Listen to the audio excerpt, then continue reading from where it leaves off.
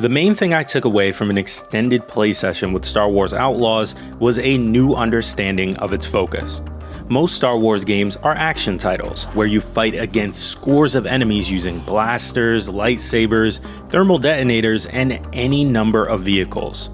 Star Wars Outlaws, on the other hand, is a stealth game, where combat is best avoided and shooting your way out of a situation is a scrambling, desperate affair that doesn't often end well. I recently played about 4 hours of Star Wars Outlaws at a preview event that was meant to show how the game functions as a quest-driven open world. Our play session started just after protagonist Kay Vess and her pet alien buddy Nix crash on the planet Toshara, seemingly just after a tutorial-ish chapter in which Kay stole a ship from a crime boss and, in doing so, acquired a death mark that would follow her across the galaxy. Within a few seconds of landing, things got heated, as Kay wandered out of the ship only to find a Rodian fleeing with some bandits. After taking them out, we learned this guy is Waka, that he's a mechanic, and that he would fix the ship, named the Trailblazer he quickly discovered, since you helped him out. These plot developments happened at breakneck speed, with barely 30 seconds elapsing between meeting Waka and him sending Kay to the nearby city of Mirogana to talk to Gorak, the local underboss of the Pike Syndicate, to get some work and buy some parts to fix the ship. That was the pervasive feeling throughout the play session. In fact, everything happened at a weirdly fast pace, as the game seems to whisper, "Hey kid, wanna do some space crimes?" and hustles you into the action of completing jobs, discovering missions, and double-crossing your employers for a few more credits. Your first job is to find your way to Gorak, who's hanging out in a private suite above a cantina. There are a few ways to get to him, and I got the impression that Star Wars Outlaws is trying to capture a light immersive sim feel by providing you with several possible solutions to a problem and letting you figure out which is the best on your own. You can try to buy your way in, thanks to a guy who is offering to sell an invite to the suite. Alternatively, I found someone working on a power conduit for the elevator, who Kay could try to talk into opening the door for her. Instead, I discovered a vent I could open using Kay's data spike, which is essentially a hacking device and lockpick.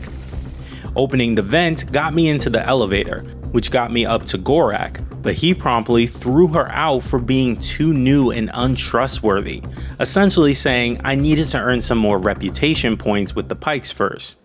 But just getting up to the suite was enough to catch the attention of a broker named Danica. Her job, from a client she won't name, is to sneak into Pike territory and steal some data off of Gorak's computer. The Pike territory gives you a crash course in outlaw stealth of skulking around walls and crates to avoid enemy sight lines. Nix, your alien pet companion, is essential in all of Outlaw's gameplay. While sneaking, you can use Nix to open distant doors, distract enemies, and steal things without Kay leaving cover. He adds range to your ability to interact with the environment, and I quickly found that any problem that didn't seem to have an immediate solution probably had a Nix solution. Another major part of Outlaw's gameplay, especially when sneaking through locations such as this, is the kind of environmental climbing puzzles you'll find in something like the Uncharted games or Star Wars Jedi Fallen Order. Finding climbable walls and swinging over gaps with a grappling hook is a major part of navigating the world and how you'll find paths to help you avoid getting spotted. But the climbing also feels fairly rote. There's nothing in these traversal mechanics that hasn't popped up in other third-person action games for a decade or more. Finally, I hit the Pike Stronghold. The mechanics here are familiar Ubisoft fare. You can use binoculars to tag enemies, which lets you track them as they move around the area, sabotage alarm panels so nobody can call for backup, slip past people and security cameras by hiding in tall grass, and take people out in one hit if you sneak up on them. Nix adds a fresh element to these familiar ideas, and the levels are designed so that you have to use Nix smartly to keep yourself out of trouble. The goal here is to sneak through and open a door shielded by a force field. Outlaws didn't tell me how to deal with the force field, but instead required me to figure it out myself. Electrical wires from the door led to generators you could blast or send Nyx to dismantle, opening the way. Although, while I figured out quickly that I was meant to follow the power lines, I didn't realize sometime exactly which objects I could interact with or how to disable them. And in that time, I got spotted and had to fight. Combat in Outlaws is interesting in that it feels significantly different from that of most Star Wars games. Kay is a crack shot, and although you can upgrade her blaster with parts to hot swap between different gunfire types that are good for specific functions, like shooting organic enemies, zapping droids, or knocking people out with a stun, her gun isn't particularly powerful. Luckily, you can also grab the weapons off downed enemies, allowing you a short-lived upgrade to your assault or sniper rifle as long as the gun has ammo. You also have an ability called Adrenaline, which charges while you're in combat. Using it lets you slow down time to tag several enemies and then eliminate them all in a single rapid-fire action like in Splinter Cell Blacklist. Fights aren't particularly hard, but they did get harrowing for me because, at least early on, Kay can't take many hits at all. It's pretty clear that Outlaws doesn't generally want you to get into straight fights where you're outnumbered, and instead takes a more realistic approach to what these gunfights would be like.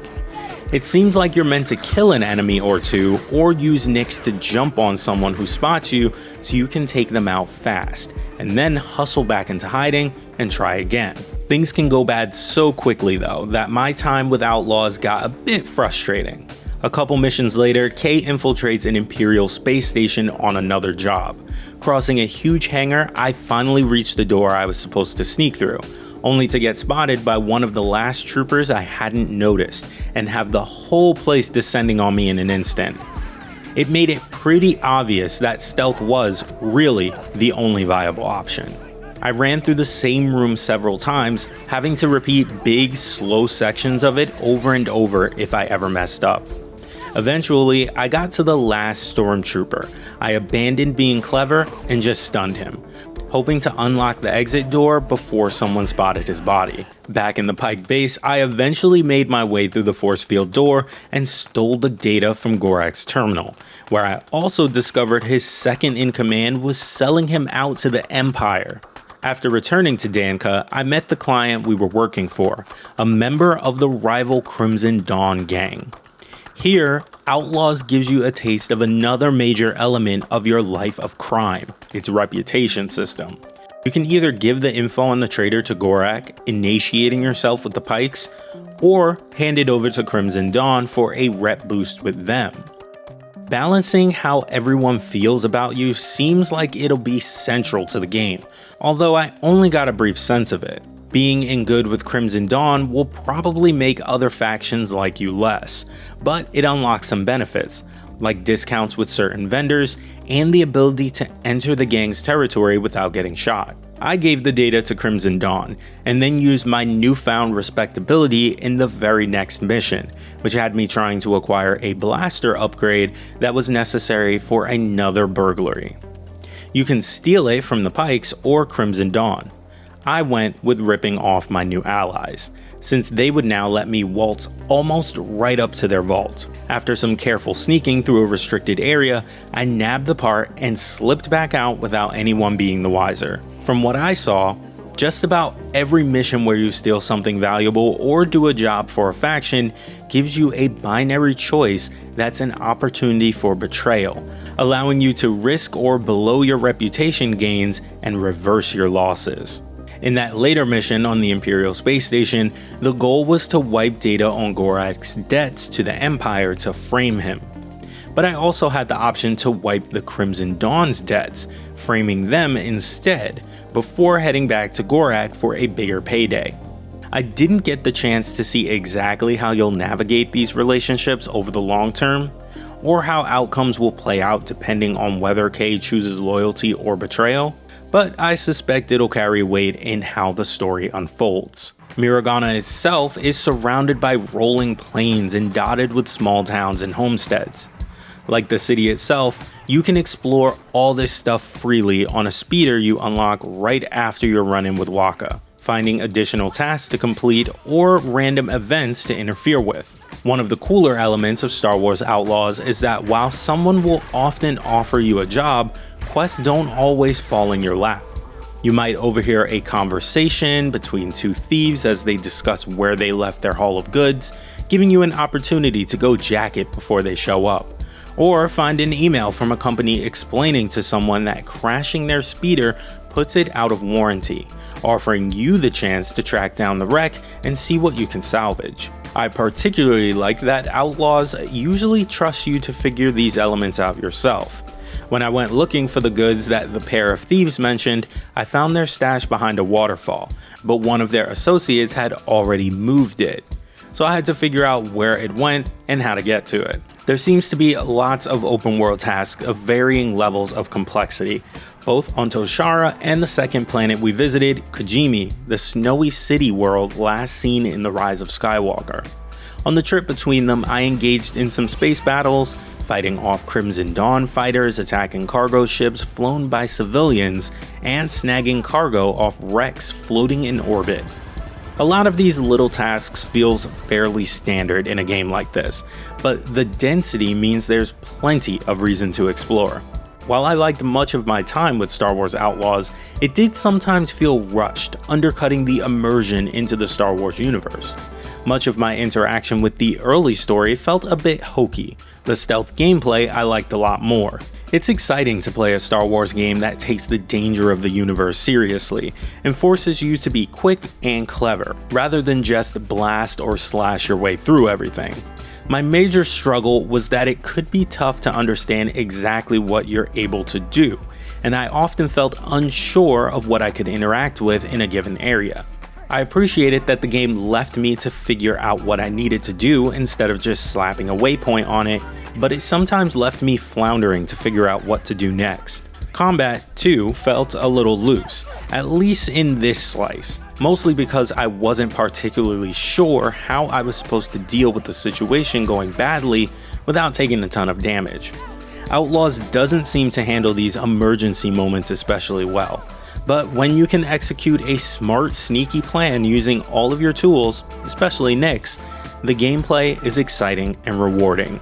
This was just a short look at an enormous game, however, so the question to be answered is how well Outlaws brings these things together for the player as it teaches you how to play with tutorial elements and a better explanation of what's going on. More than anything though, Star Wars Outlaws felt huge to me, and there's fun and a lot of potential in getting lost in a sprawling Star Wars underworld.